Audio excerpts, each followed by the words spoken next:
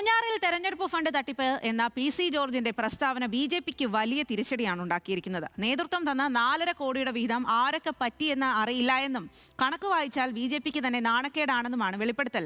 ഈ 4.5 കോടിയിൽ പങ്ക് കിട്ടാത്തതിന്റെ വിഷമത്തിലാണോ ജോർജിന്റെ വെളിപ്പെടുത്തൽ എന്നും ചോദ്യം ഉയരുന്നുണ്ട്.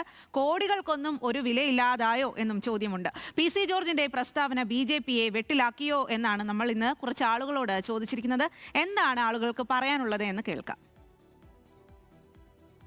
ഒന്നും രണ്ടുമല്ല, 4.5 കോടി രൂപ തെരഞ്ഞെടുപ്പ് കാലത്ത് പൂഞ്ഞാറിൽ മാത്രം എത്തിയെന്നാണ് PC ജോർജിന്റെ വെളിപ്പെടുത്തൽ.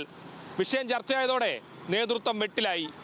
തെരഞ്ഞെടുപ്പ് കാലത്ത് എത്ര ഫണ്ട് ചെലവാക്കിയെന്ന ചോദ്യം വീണ്ടും ഉയരുകയാണ്.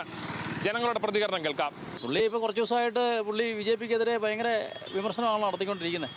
കേന്ദ്രം ഭരിക്കുന്നവർക്ക് പണത്തിന് പഞ്ഞമുണ്ടോ? ഫണ്ട് എവിടെ ചോദിച്ചാലും ക്യാഷ് കിട്ടും. അദാനിമാരും അംബാനിമാരൊക്കെ ഇഷ്ടംപടി അവരുടെ കയ്യിലുണ്ട്. അപ്പം എത്ര വർഷമായിട്ട് കേന്ദ്രം ഭരിച്ചുകൊണ്ടിരിക്കുക. അതുകൊണ്ട് പണം അതുപോലെ ഒഴുക്കിയാണ് ഷോൺ ജോർജ് ഇവിടെ പ്രവർത്തിച്ചതും 35,000 വോട്ട് പിടിച്ചത്. PC ജോർജിന് അത്രയും വോട്ട് പിടിക്കാൻ പറ്റിയില്ല. അങ്ങനെ എവിടെ വന്നാലും രക്ഷപ്പെടുകയില്ല.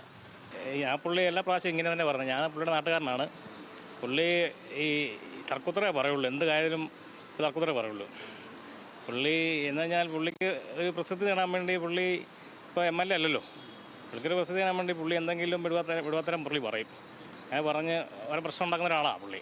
അത് കഴിഞ്ഞാൽ പുള്ളി പല പാർട്ടി ചാടി നടക്കുന്ന ഒരു പാർട്ടിയാണ്. ലാസ്റ്റ് ഒരു ഗതിയില്ലാത്തതുകൊണ്ടാണ് പുള്ളി ഇപ്പോൾ BJP പോയിരിക്കുന്നത്. പുള്ളിയും പുള്ളിയുടെ മകനും 4 കോടി വന്നു, അവർക്ക് കിട്ടിയില്ല. പക്ഷെ പൈസ എവിടെ പോയി? ബാക്കി അവർ മറ്റൊരു മുക്കിയോ അല്ലേ? കേന്ദ്ര ഗവൺമെൻറ് കൊടുക്കുന്ന തെരഞ്ഞെടുപ്പ് ഫണ്ട്, ആ ഫണ്ട് ഉപയോഗിക്കുന്നത് കേരളത്തിൽ അവർ തെരഞ്ഞെടുപ്പിൽ പിരിച്ചു ചോദിച്ചിട്ടില്ല എന്നുള്ള ശരിയാണ്. അത് കഴിഞ്ഞ പ്രാവശ്യം അങ്ങനെ ഉണ്ടായല്ലോ. സുരേന്ദ്രനും തെരഞ്ഞെടുപ്പിൽ മത്സരിച്ചപ്പം ഇതേപോലെ സുരേന്ദ്രനും ഒരു ആരോപണം വന്നതാണ്. ആ ആരോപണം വന്ന് അവർ നിഷേധിച്ചു. പക്ഷെ ഇപ്പോൾ സത്യമായ കാര്യം അത് ഇപ്പം പേട്ട തൊട്ട് ഇവിടെ തൊട്ട് ഇവിടെ ഫ്ലെക്സില്ലാത്ത ഒരു സ്ഥലം പോലും ഇല്ല. അത് BD ജോസ് കെ മാണിയും മാനസി കാപ്പനും ഇറക്കിയേക്കാളും കൂടുതൽ കാശ് ഷോൺ ഇറക്കിയിട്ടുണ്ട്. ജയിക്കുന്നോർത്ത് അവരെല്ലാം മുറുക്കുന്നത്. അപ്പനുമാനല്ല ആരാ മുക്കുന്നത്? അല്ല വേറെ ആരാ? അവരല്ല അതിൻ്റെ അതോറിറ്റി.